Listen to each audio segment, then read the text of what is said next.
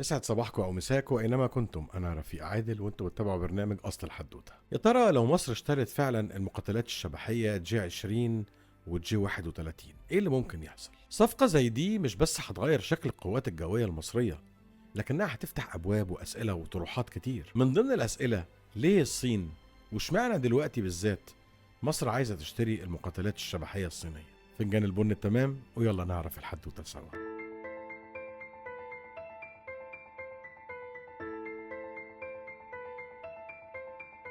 الأخبار اللي بتتكلم على المحادثات اللي بين مصر والصين لشراء المقاتلة جي 20 بقت موضوع الساعة، وأكيد كلنا عارفين وسامعين وشايفين. وعشان نفهم مع بعض القصة، الجي 20 بتعتبر من مقاتلات الجيل الخامس، يعني أعلى تكنولوجيا موجودة حاليا. وزي ما كلنا سمعنا إن مصر كان عندها اهتمام لإتمام صفقات تانية في الجي 10 والجي 31، وكلها مقاتلات شبحية إنتاج الصين. والسؤال الأهم هنا اللي بيطرح نفسه، ليه مصر بتفكر تشتري مقاتلات من الصين وما تعتمدش على الحلفاء التقليديين زي أمريكا مثلا؟ والإجابة يا صديقي هي من كلمة واحدة وبسيطة جدا، ألا وهي التنويع. مصر مش عايزة تفضل تحت رحمة جهة واحدة، خاصة بعد المشاكل والمداولات اللي شفناها وعشناها في صفقات مع أمريكا تمت قبل كده اهو. ده غير إن المقاتلة نفسها جي 20 بتعتبر إضافة لأي جيش من الجيوش. سؤالي ليك النهاردة، تفتكر ان الموضوع هيعدي بالسهوله اللي احنا فاكرينها دي؟ وقبل ما نجاوب السؤال مع بعض يا صديقي، خلينا بس نبص شويه على امكانيات المقاتله جي 20.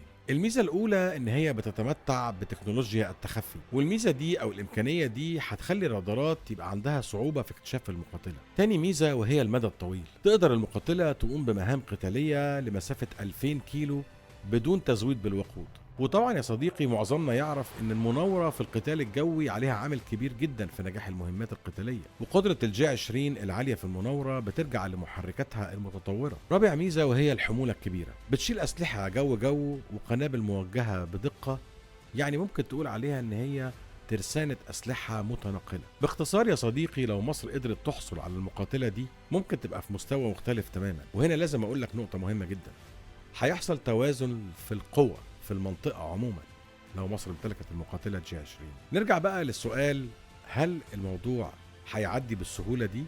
لا، الموضوع مش وردي يا صديقي. مش وردي ليه؟ ببساطة لأن أي صفقة سلاح جديدة بيبقى ليها تحديات، وأول تحدي هو التكامل مع الأنظمة الحالية. هل الجي 20 هتشتغل بكفاءة مع الأنظمة الدفاعية المصرية؟ تاني تحدي وهو التدريب والصيانة. المقاتلة دي بتحتاج فريق كامل يتدرب على التشغيل والقيادة والصيانة. ثالث تحدي وهو الأكبر، التحذيرات الدولية اللي بتيجي من الدول اللي كنت بتتعامل معاها قبل ما تغير وجهتك في شراء السلاح زي أمريكا وأوروبا. وقالوا وصرحوا إن الصفقة دي لو تمت ممكن تأثر على العلاقة بينهم وبين مصر. دلوقتي يا صديقي جه ميعادنا مع سؤال حلقتنا النهاردة، لو الصفقة دي تمت بالفعل ومصر قدرت تحصل على المقاتلة جي 20 الجيل الخامس، ايه اللي ممكن يحصل؟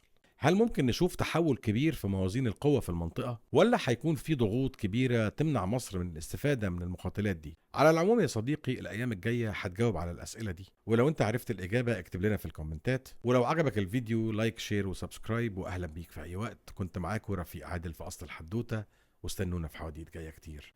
أشوفكم على خير.